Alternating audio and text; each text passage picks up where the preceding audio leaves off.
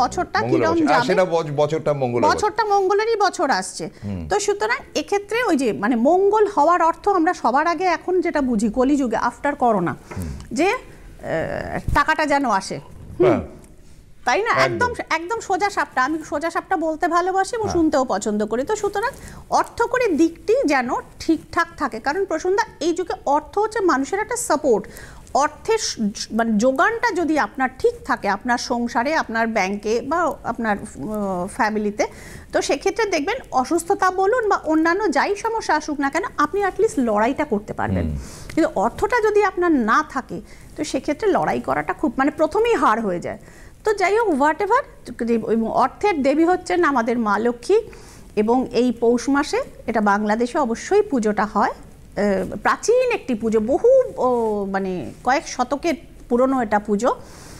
কবে থেকে চলে আসছে এটা সঠিক মানে উৎপত্তি কেউ জানে না। এগুলো তো লোকগাথা, লোকমতে পুজো, কাজে 300 বছরের না 500 বছরের না 400 বছরের, এগুলো সম্বন্ধে প্রচুর কনফিউশন থাকে।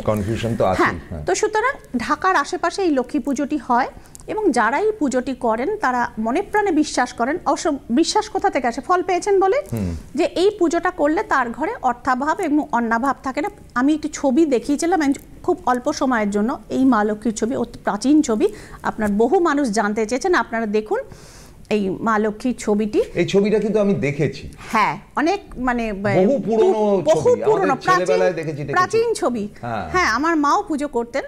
তো এবং এই মা লক্ষ্মীর এই ছবি, অদ্ভুত ব্যাপার, আমাদের সময় তো দেখবেন এনার চোখ দুটো ঊর্ধ্বনেত্র। হ্যাঁ, আমাদের ছেলেবেলায় তো কালার্ড বলতে কিছু ছিল না। না, এবং আপনি দেখুন যে ফটো ফ্রেমটি যে বাঁধানো, যে মানে আঙ্গিকে বাঁধানো, সেই আঙ্গিকটি অনেক পুরনো। আজকের হাল ফ্যাশনের ল্যামিনেশন করা ছবি কিন্তু এটি না, ছবিটি ক্লোজ হচ্ছে। যারা দেখতে বোঝেন যে পুরনো ডিজাইন আর নতুন ডিজাইনের পার্থক্য, হিয়ার ইজ দ্য ডিফারেন্স।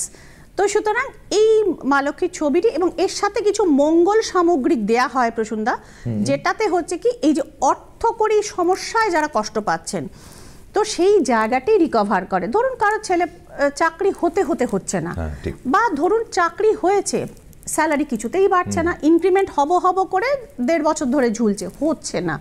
তো এটা পরীক্ষিত এবং প্রমাণিত যে এনার পুজোটা করলে, এবং এই যে সামগ্রীগুলো যেটা মা লক্ষ্মীর ব্লেসিং দেওয়া বলে আমরা মনে করি, ক্রিয়াকর্ম করে এগুলো দেয়া হয়।